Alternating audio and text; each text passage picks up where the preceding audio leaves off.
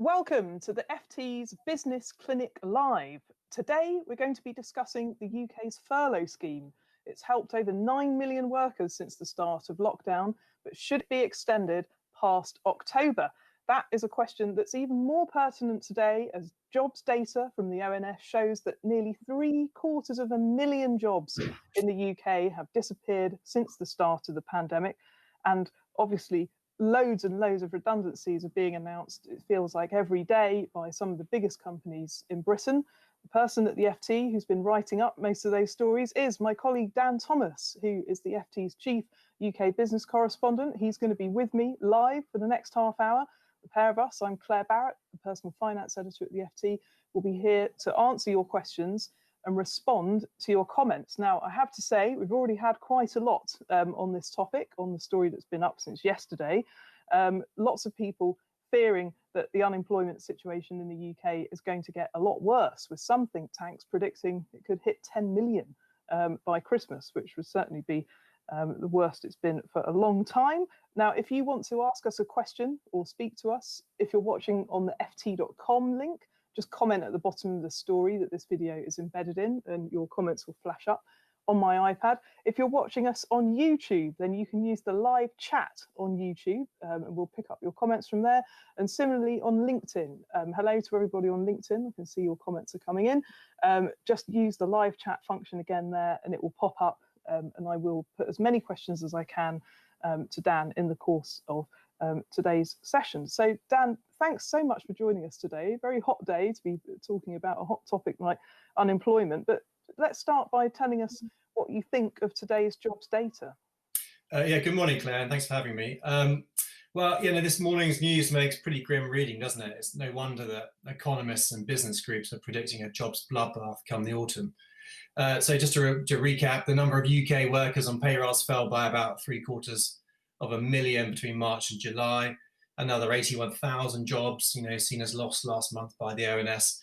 This isn't really showing up in the unemployment numbers yet, because many people aren't even bothering to sign up to look for a new job, because they know that hiring is so bad at the moment. The hiring intentions and job vacancy numbers are really just terrible, and we know this from the major recruiters. And again, the ONS numbers really support that. And the furlough scheme has really been supporting jobs through the coronavirus, and that's why we haven't seen this the job losses come through just yet. And the Treasury's got this big question to answer. What do they do in the autumn when this scheme finally comes to an end at the end of October? The scheme is already being wound down. Employers are already having to pay national insurance and pension costs. And then from next month, they'll pay a bigger degree of the wages, and through to October before the scheme finally ends. And that's when the pain really hits. That's when we find out whether or not those jobs which are on furlough really exist. And many people fear that they don't. Well, you've explained it so well, Dan. And I think that around 4.5 million people who we think at the moment are still on furlough. The figures are a bit out of date. And obviously, many of the sectors that have been the worst affected, the hospitality sector, they've had the highest proportion of staff put out on furlough. Like you say, a lot of those jobs may not ever come back, or certainly won't come back for years. So that leaves us with a problem of retraining. Now, we're particularly keen to speak today, anybody who's watching, who's perhaps on furlough or has lost their job, or even worse, if you're somebody who's self-employed and you're in danger of losing your business. We've had quite a few comments from self-employed people on Twitter this morning saying, these job status are for PAYE jobs. They don't include people who've set up their own small companies and have seen their income collapse. So I'm just going to go now to a couple of questions that have been left for us already on the ft.com story this morning. And it's safe to be said the cost of the furlough scheme definitely, Dan, is discouraging many of our business readers from thinking that it should continue, certainly in its current form. Democracy One on ft.com says, no.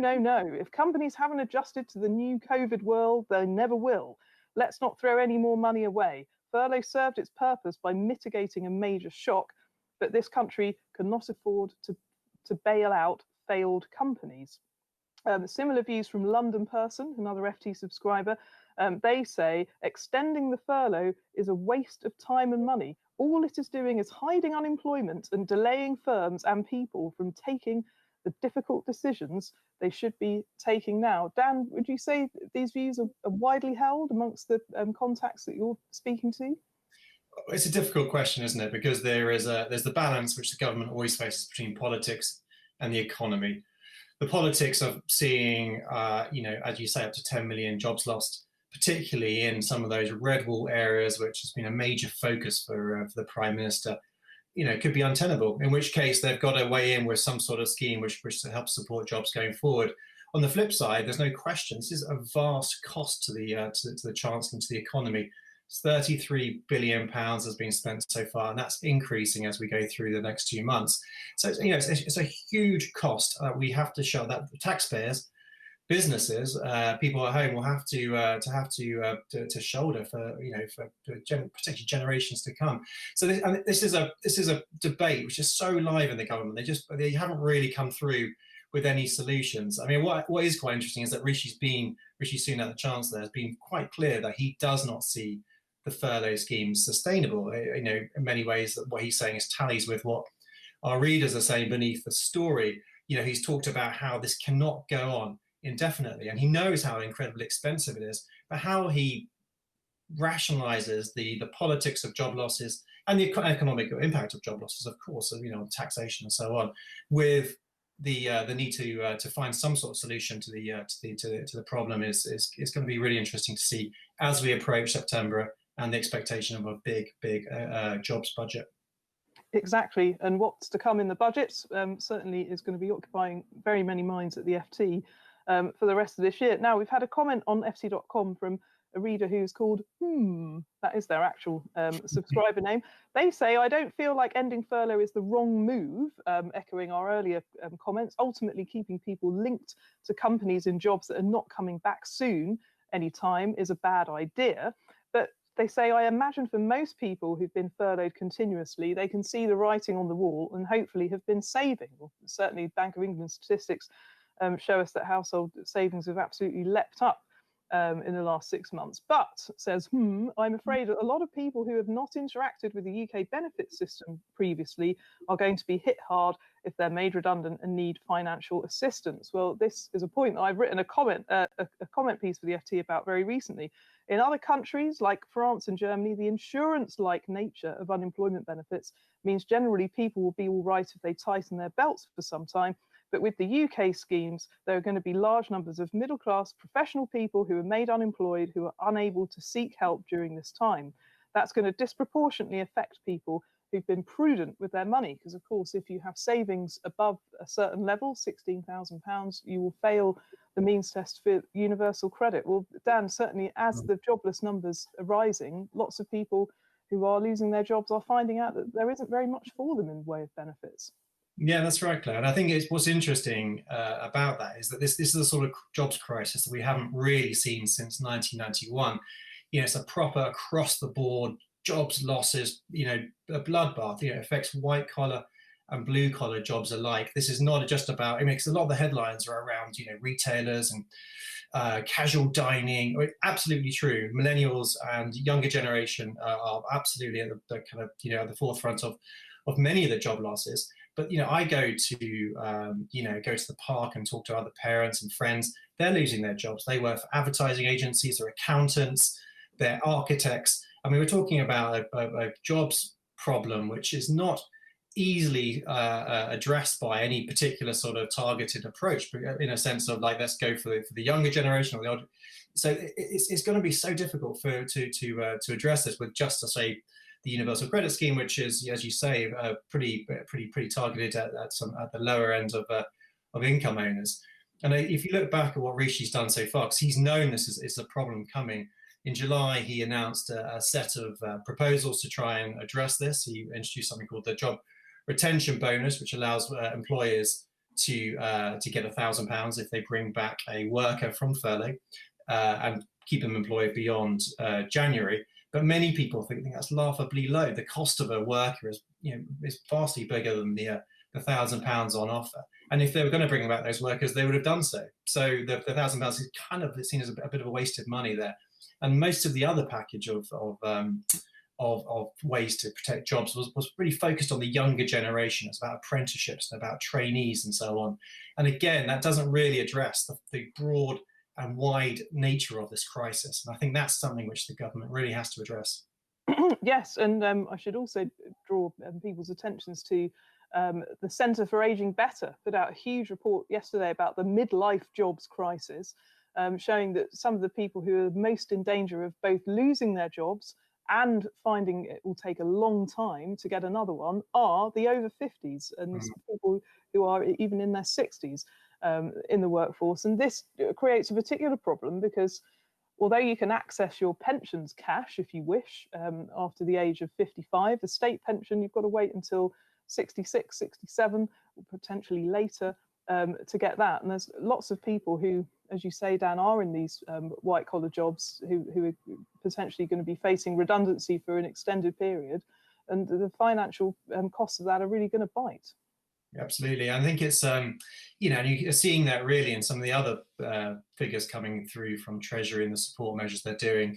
If you look at the mortgage holidays, for example, I mean, there's a vast number of people now rely upon their banks to effectively, you know, give them a break on their mortgage payments. I mean, 1 in 6 mortgage borrowers have used that scheme. Yeah, absolutely. And, you know, and so you're seeing this, you know, this is not, if you look back in 2008, that, you know, that was a financial crisis, really, as we know. I mean, it had huge ramifications around the economy and beyond, but it really focused on the core of it as this financial crisis. Whereas this time around, it's very much a demand-led crisis, and you're seeing all sorts of different impacts because of that.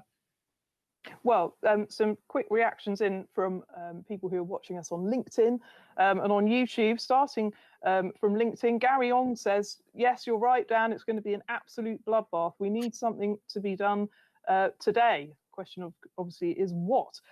We also have a comment from Richard Ventham on LinkedIn who says universal income would be a better idea instead of furlough. So boosting the state safety net beyond what's currently on offer. And just turning to my other screen where I've got some of the YouTube comments up, we've got one here from Dennis Atkins. Now, he doesn't seem to be a fan of the furlough scheme. How much longer can it go on? He says, you do not help the weak by not helping the strong. I feel that the nightmare is just beginning.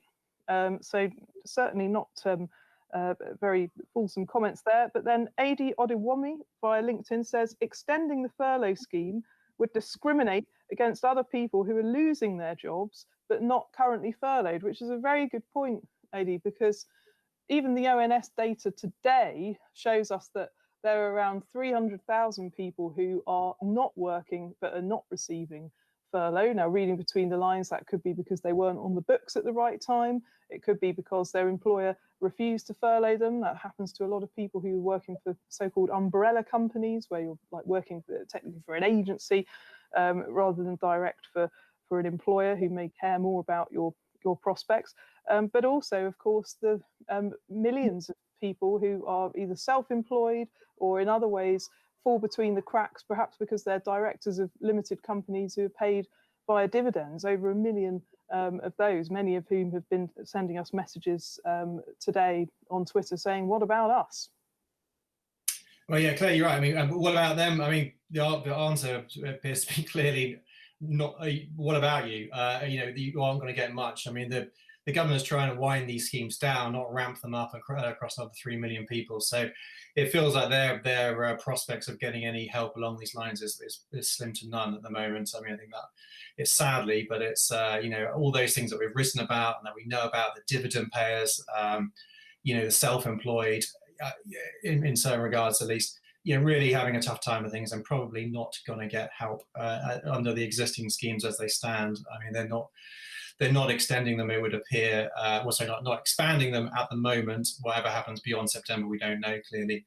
I mean, the big question really is whether or not Sunak can consider some sort of targeted extension to the furlough scheme. I think that's what is occupying many people's minds at the moment. The business groups, some economists, the think tanks are really pushing for a more, what they call a flextension, a more targeted approach to the furlough scheme. A flextension? That's a terrible word. It's a terrible word, which will stick for I suspect, for the next month or so as we run into September. So, I mean, then there's two sort of ways to approach the flextension, as it were. One, which is looking at a more sector-specific furlough scheme, targeted at the areas that we know are facing the biggest job losses, and it goes back to what I was saying on the high street, the retailers, the casual dining chains and so on, airlines, clearly, aerospace, hotel groups, all those sort of ones that we know are really at the forefront of the job losses. And do you approach them as a sector, sort of say, well, if you're in those sectors, you can get more help with your wages. The other way to approach it is obviously on the local lockdown side of things, and this is one which, you know, groups like the British Chamber of Commerce and CBI are really keen on. The idea that, you know, if you are in an area which has a local lockdown, Leicester or one of the parts of the north which is, you know, facing having to shut down their businesses again, then you get help with wages. I mean, and you can see that would make sense. I mean, if you're having to sometimes literally overnight just cancel your orders, stop your supply chain once again, and close your doors, then the government perhaps should be there with some help to help you through the autumn, because we know there's going to be well, we don't know, but we think there'll be second spikes going through to Christmas, and the government's indicated that's a, you know, a good prospect. So the government perhaps should step in with some wage subsidies on that basis. But both things have problems, because how, you know, this comes back to what Sunak was talking about in the springtime, about how do you approach sector-specific help? How do you define a sector? It's very easy to say, well, let's help retail, for example. But how far do you go down the supply chain? What is a retail? Do you just approach, I don't know, let's say a big supermarket and say, well, you're fine, we're going to help you? Or do you go down to their suppliers and the farmers and so on, all the people who make the plastic for the milk bottles, whatever it might be? So you have this huge problem about where you start and stop those sort of sector-wide help packages. Again, aerospace and so on. And, you know, some of these companies are not based here. Some of these companies are doing quite well in retail, for example. The big supermarkets haven't done so badly, and are yet, some of them are receiving some government help. And again, on the local lockdown stuff, it's a little bit simpler, you'd argue, because you can define an area perhaps even more easily.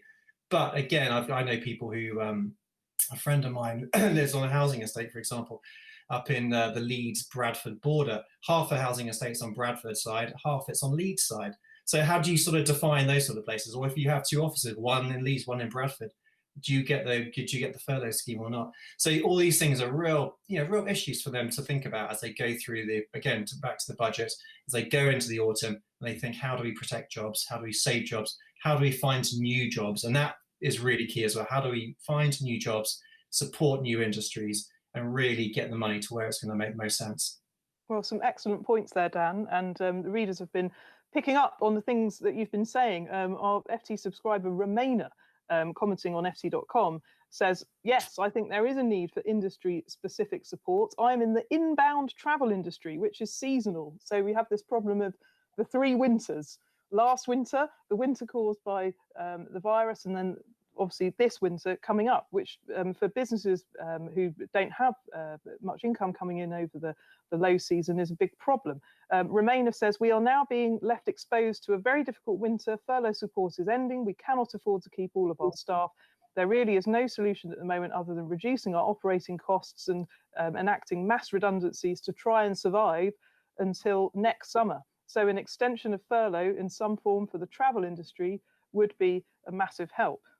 Well, indeed, another person with a brilliant subscriber name on ft.com, send in the cheese lady. Where do they think these names up? I don't know. Says that the cliff edge is going to force companies to make sweeping decisions, certainly with the cost, Dan, as you say, rising over the next 2 months. A lot of people in HR are going to be looking at different financial forecasts of who they keep on furlough and who they have to let go. And Alan Smithy via ft.com, somebody who unusually uses their real name. Hello, Alan. Many people, he says, will return to offices, but enough will work at home for either part of the week or all of the time to make a difference. And this will kill some businesses and start new ones. Like you were saying, Dan, a bit of a local boom in areas where there are lots of people who are working from home. Alan concludes, we can never return to 2019. It's impossible. Yeah. I've heard people talk about this being the biggest change in working practices since the Industrial Revolution. It's, if you are based 4 out of 5 days in your local town, then there is good hope for the businesses in their local town. And if you're in the centre of London and you're seeing those numbers drop away, then you've got to ask questions. Okay, some more comments coming in from LinkedIn. Emma Ratcliffe on LinkedIn says, furlough is a fantastic scheme. However, I'm wondering how the UK is affording this mass funding.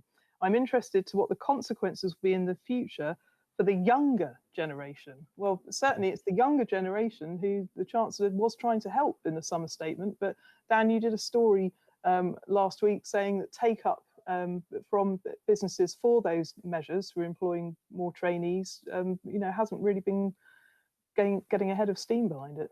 Yeah, but the problem is that if you're not going to hire at all, then a bit of money suggesting you should hire young people is neither here nor there. Because if your sum intention is to cut 10 jobs, then you're going to be cutting 10 jobs. You're not going to be using an apprentice scheme or a trainee scheme, which ultimately always does involve you putting your hand in your pocket to a degree. The government subsidizes these things. It doesn't pay outright for a full-time job 5 days a week, it would appear.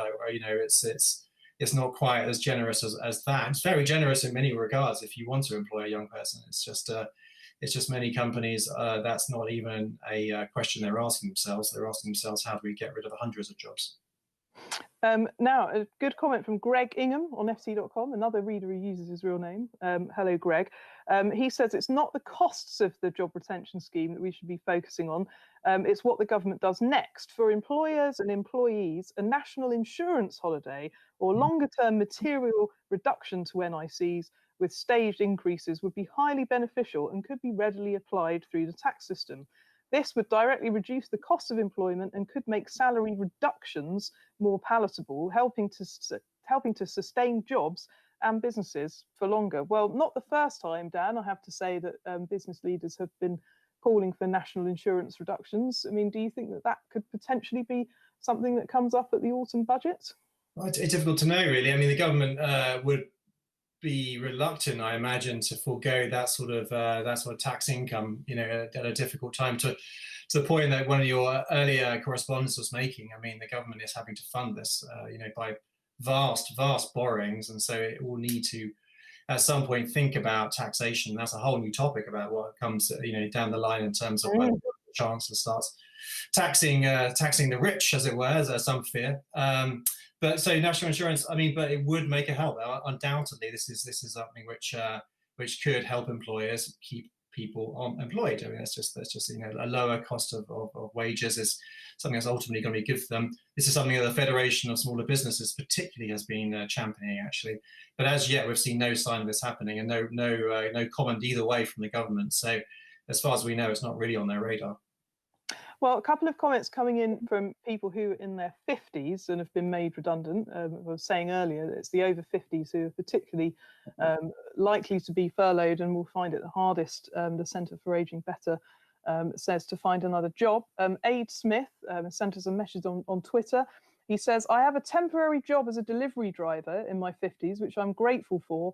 But every time I deliver a parcel, I wonder why I went to university, worked for 3 blue chip companies, and then ran my own successful business only to be crushed by COVID. Well, Aid, we wish you luck with your job search. Thank you for sharing that with us. Also, Angela Varndale says, my partner got a job aged 55, but only after I complained to the HR department that they were being ageist.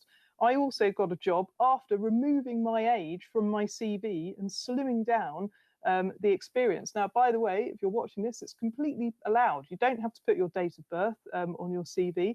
She says that she only went back 10 years, but now her partner is over 65 and gets no replies when he sends off his CV at all, which is a pretty depressing state of affairs. Really tragic. I mean, these are whole generations of vastly experienced, incredibly employable people who are just getting overlooked, partly because sometimes they're expensive, but in the case of your first correspondent, I think it's really, just incredibly brave, isn't it, to go back from a career spent, as he says, in 3 blue chip companies to effectively delivery man, it just shows the level of just just desire to be working for a lot of people out there. So I think what we're seeing at the moment, particularly in the unemployment stats, is people not even bothering to look for jobs. They know they can't get a job. Those numbers will start ramping up as as the money gets tighter, I think, in the autumn. But already that people that are thinking outside the box, thinking about how they can retrain, thinking about where the jobs are these days. They're not necessarily in their towns or their cities. They might have to travel again. There might be better migration in future because of that fact. I mean, if you look at the ONS data, it's not, the picture is not, it's not even across the country. London is better than many other places. And so perhaps we'll see a greater migration towards the capital again. But we just, and the north and the northwest, particularly in the northeast, we are struggling. So there's going to be some interesting sort of quirks about people having to think about their future. But to our point earlier, it is about retraining, about thinking about where those jobs are in the next 10 years. Well, certainly some good comments coming in from people who are watching on LinkedIn. I'll start with Nadia Sykes. Hi, Nadia. Now, we were talking about working from home earlier, and of course, companies are very alive to the fact that they don't need an office and that they can get people in other countries, not just the UK, who might be able to do the job for cheaper. She works in marketing and says, my company might still be interested in hiring robotics specialists or scanning software specialists for anyone interested, but we wouldn't be hiring in the UK though. Oh, really? Another problem. Yeah. And that's another problem for the government. I've heard if they have a big hit against certain sectors, then the international employers might rethink about where they want to have their offices. And this is not a Brexit thing. This is a sort of economic thing. I was talking to some startup founders not so long ago, last week, and they were saying that London has always been the place that they've always wanted to be a founder. They've always wanted to have a startup based here. This is London and the UK has been the center of excellence for things like AI and so on. But you're actually seeing some governments, like the German government, for example, investing heavily right now in trying to support those next generation industries. And they're starting to think, well, should I not be based in Berlin in that case, not London? And they're thinking about moving their offices, which has got nothing to do with Brexit at all. It's all to do with like the long-term economic policy and how we emerge from this crisis, because that's kind of key right now. That's kind of what the Chancellor, I think, would really love to focus on, not this sort of reactive, defensive, how do we protect jobs, but where do we invest for the future? Where is our growth industry? Those are the questions. So he's going to try, I would imagine he will try to sort of shape the conversation around that. And that is really important.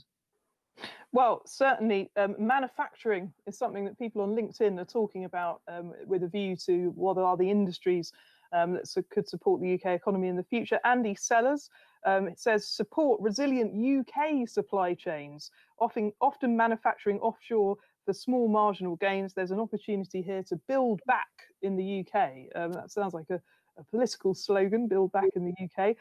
Also, we've had a new question come in on YouTube from Michael Albert, who says, Dan, which sectors would you say are suffering the most? Obviously, hospitality and retail we've mentioned. Joseph Collins on YouTube says that Debenhams has cut 2,500 jobs today. Yeah. What will the government do to help the high street? This is right. I mean, we're keeping a rough tally of just job announcements. So we talk, and to be a job announcement, you're really talking in the hundreds, if not thousands. And we can easily get to sort of 150, 200,000. Many of those are in the retail space, many of those in the hospitality space. Lots of aerospace jobs, lots of airline jobs, airports, anything focused on that kind of consumer economy, really suffering at the moment.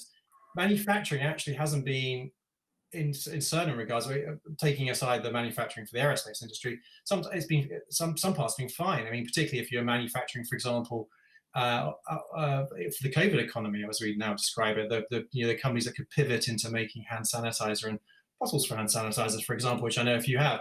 So it's not. I think manufacturing's a little bit more kind of patchy. There's some real pain in some parts of the manufacturing industry, but other parts are doing reasonably well.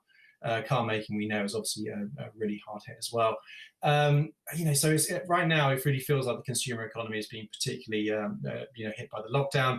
As we emerge from that, we'll have to see whether or not the economy can bounce back better. We hope so, with the Eat Out to Help Out and all the other things that the Chancellor's doing to try and stimulate that part of the economy. But right now, it's difficult to make a judgment on whether or not those jobs will ever come back again. Well, a final comment here from Will Roney, who wants to champion the cause of small businesses. Well, certainly the vast majority of companies in the UK are small businesses. He says there is plenty of cash that's been splashed on COVID support schemes, yet there are 3 million people who've had nothing since March. We are UK taxpayers as well, and SMEs will have to drive the recovery. Well, certainly a valid point. Many people who are running small businesses haven't had much support, and small businesses employ an awful lot of people. Yeah, that's right. And I'd like, to try and end on a slightly positive note. I mean, if you look at the last recession in 2008, 2009, lots of small businesses went out of, went bust and lost their futures. But the numbers of SMEs didn't go down, because what we saw is for all the numbers of SMEs which suffered, they bounce back. They come back better. The nature of the entrepreneur is optimistic. It's to be on the front foot. So if you lose your business, you start up a new one, and the new one is going to be better and bigger and more successful. So the hope is that those SMEs will be at the forefront of our recovery. They will be pushing, things like innovation. They will be employing people. They'll be thinking about what to do next. They'll be learning from the lessons for the last 6 months, and thinking about what is going to be the future of this country, because that's kind of the kind of key decision now for the government, for many business owners going through the autumn and into the new year. And a great comment, Dan. We shouldn't forget the entrepreneurialism of the UK's millions of small businesses. I've just got two final comments that I'm going to read out. First of all, the green recovery, which is a really good point. Andy Sellers via LinkedIn says there's an opportunity to introduce more progressive taxes in future, such as a tax on CO2 emissions, a tax on plastic pollution, and encouraging behaviour for green growth.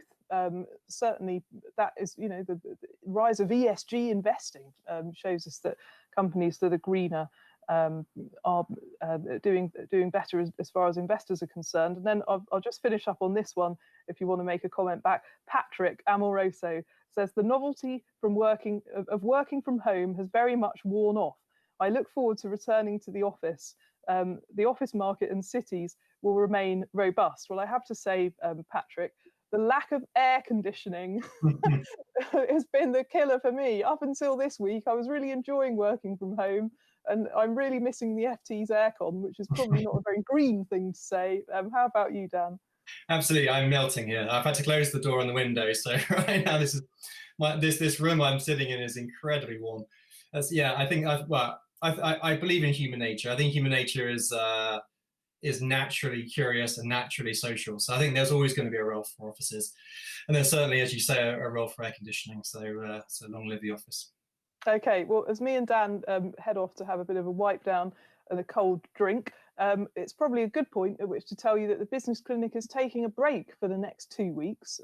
Well, we are going on a sort of holiday, kind of staycation, you could say, in the UK, but I will be back on Tuesday the 1st of September, same time, same place, 12 noon. Again, watch us via YouTube, LinkedIn or ft.com. Thank you so much to everybody who contributed to the debate and the discussion today, but thanks most of all to my excellent colleague, Dan Thomas, who has been so brilliantly answering all of your questions despite the sweltering heat. Dan, I hope to see you back in the autumn, and in the meantime, until the 1st of September, goodbye from me.